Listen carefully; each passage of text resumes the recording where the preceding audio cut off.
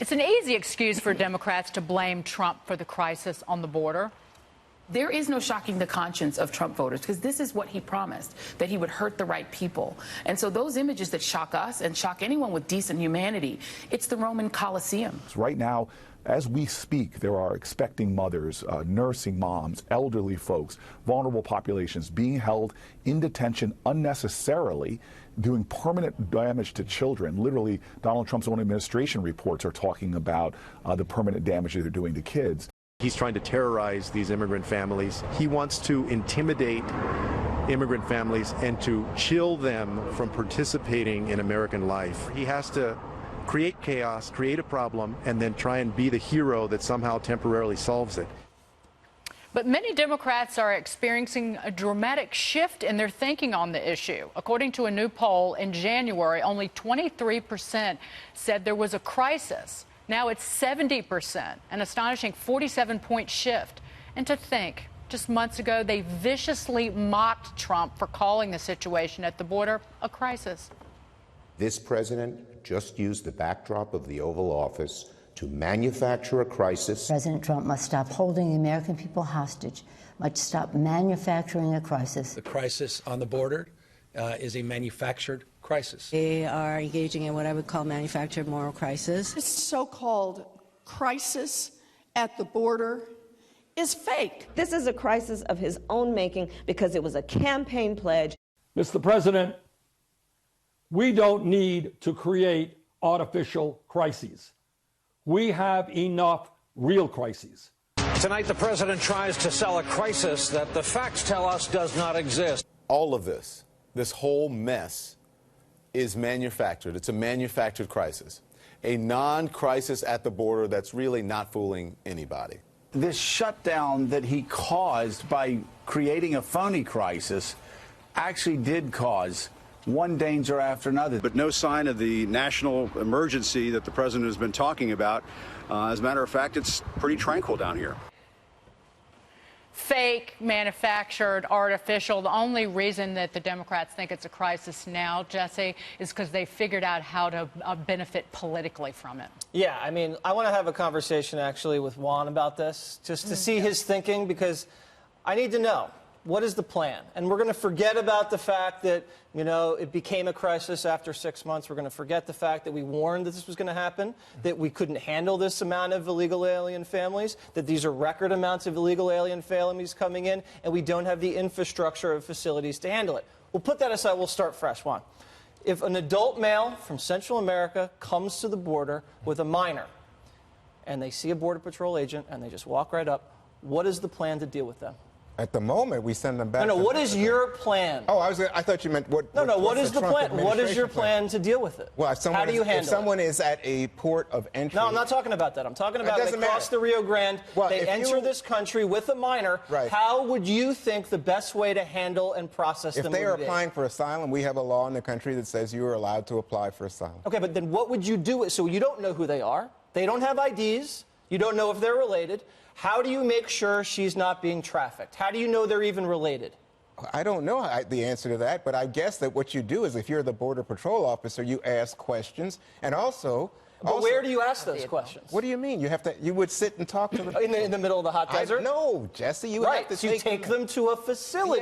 Yes. Right, okay. So you believe we need to take them to a facility. Oh, absolutely. And then you don't ask them questions together. You have to separate them to make sure their stories are straight, correct? Yes, briefly, it's a family. Right? Yeah. But we don't know. So you briefly separate them and then hold them in a detention facility. And then once you ask them questions and you think you can ascertain anything, what do you do with them next?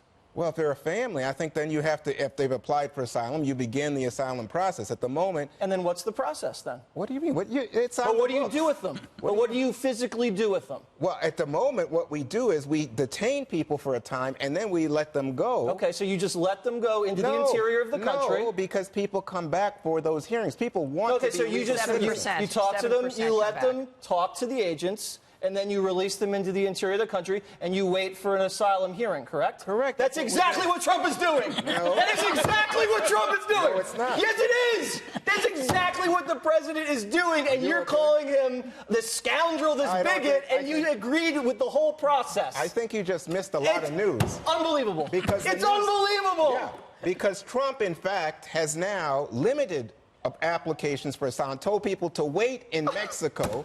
You must have missed a month's worth of news. Juan, I can't believe you just agree with the president. No, I just think it's his exact policy. Let me just say this. One, Trump exacerbated a difficult situation. There was never an invasion by any military force coming across that border, which is what he was saying. No one said the military came, Juan. Now it's a humanitarian crisis. That's why, Dagan, the numbers have gone up in terms of Democrats saying, we have to deal. We've seen the pictures. You've seen the picture of that man dead with his daughter. You've seen the pictures yesterday. I think Nancy Pelosi got on the horn and sent out a talking points memo to all those members of the media who called it fake and manufactured and said, you idiots, we need to fund humanitarian relief to this. That's a different situation. No, it isn't. It's Greg, why did they radically change different. their tune so rapidly? Because they realized that they were disgusting hypocrites. I remember how this started, because we've been doing this show for 6 months or 7 months. Began with the incitement of caravans, with an activist push to encourage the use of children as props in a strategy to overrun a system that was previously run by Obama. All those pictures of kids in cages from Obama's time. Never mind. But people did die during that.